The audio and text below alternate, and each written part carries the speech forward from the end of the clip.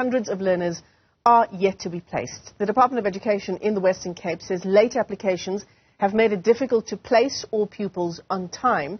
Officials say about 99% of grade 1 and 8 applications have been allocated schools in that province. But let's unpack the story further. We're joined by the Western Cape Education Department's Bronagh Hammond via our video link this morning. Bronagh, thanks very much indeed for coming on. So when we say 99% of pupils, do you have a figure for us for those pupils who are yet to be placed?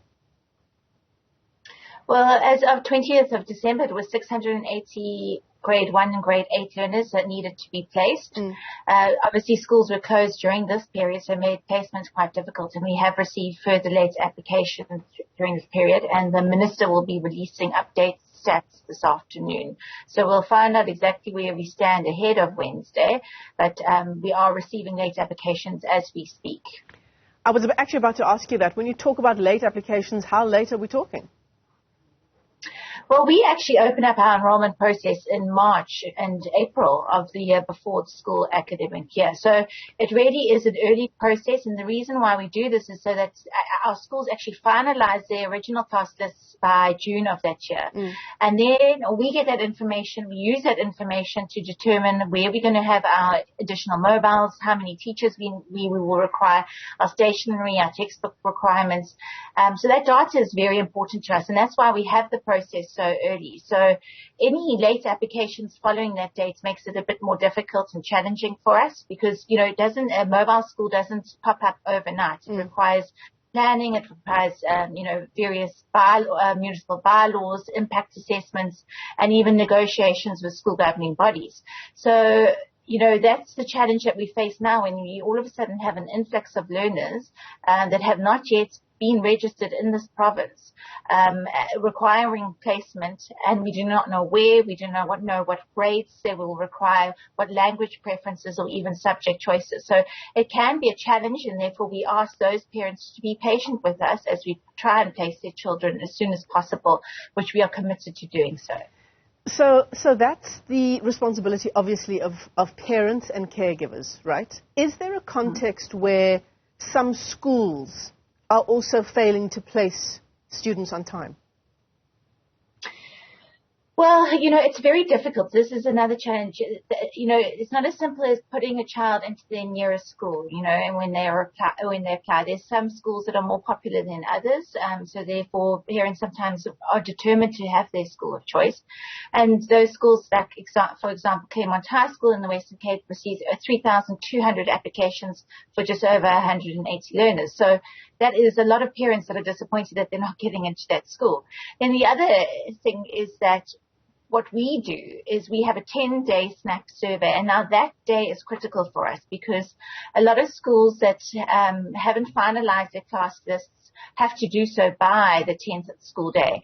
Now, on the 10th school day is the day where you can actually deregister learners legally if they have failed to pitch up at the school with no valid reason, and therefore we are able to see what learners where there are additional spaces as a result of that, as well as at the end of the school year, there's promotion and progression. So some schools leave available spaces just in case there would be, let's say, a grade 4 that will not be promoted to grade 5 and has to remain in grade 4. So therefore you need that additional space. So that 10th school day provides us with that valuable data where we can scrutinize school classes and see where there's low learner numbers and where we can ask the school governing body to accommodate additional learners. Yeah, I mean, one other issue that parents have raised is being placed in schools that are quite a distance from where they live, and they've had, not only in the Western Cape, but around the country, in Gauteng especially, they've had major issues with that. I mean, how do we resolve that? Surely it's unfair as well for your address to determine the school that your child goes to, especially when it means, in terms of the parents and what they think, a difference in the quality of education the child will receive. Well, there's a few factors involved. So let's say you do live opposite a school. Now that school might not necessarily be your language preference of choice, your language of teaching and learning. It might not offer the subjects that you require. Let's say you want to take an art stream or a skills-focused stream, but that's a mathematics school, for example. And then there's other factors as well. Some schools are are just, as I said, more popular than others.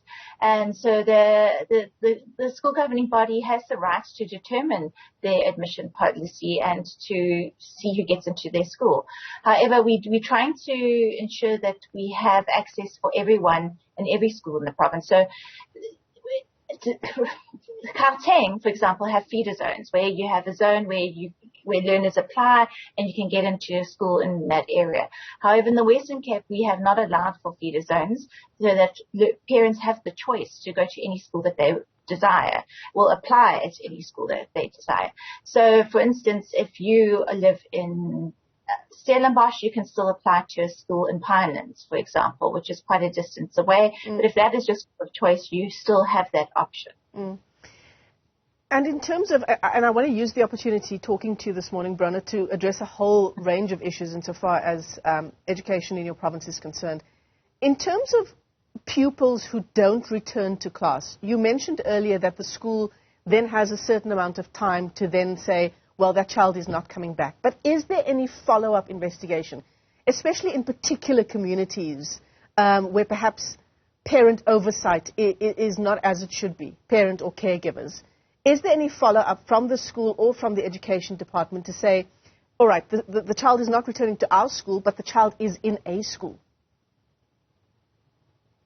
Oh, yes, 100%. First of all, the school does try and follow up firstly before the 10th school day to see if the child is arriving. And, the sad thing is, and it makes it very difficult, is when the contact numbers provided by parents are not correct. We have that challenge as well in terms of placing learners. We might actually have a space for a child, but then we try the contact number provided and it doesn't work, or you're not picking up. So that's a challenge. Then secondly, we do have, in terms of just generally, if a child is absent for more than 10 consecutive days, it is on the onus of the principal to actually phone the parent and find out. And then we also have various measures in place to assist in terms of social support. Why is that child not attending school? And we have officers that actually go out to homes actually to address it with the parent. But in terms of placement, yes, we certainly look at the names of the learners. We have the CMIS number, which is a unique number for the Western Cape Education Department, which we can then look at where they've been placed and where, they might be requiring placement but already registered, and then we can compare those records. For instance, at the end of last year, a counsellor dropped off a box of 400 learners that are unplaced. But then when we went through the box in the list of the names, there were 70 that were not placed, that still required placement, that were not on our records, and the rest had been registered at the school. So it is vital, that information, so that we can make those comparisons, and then also see when there's double up in the system where a learner might be placed at school A and another school being accepted to two schools, but has not yet informed the department that they're only accepting one place, which is actually keeping another learner from actually going into that school. Yeah, a whole range of issues that need to be juggled at the same time. But yeah, that issue of parents providing reliable contact details is a big one.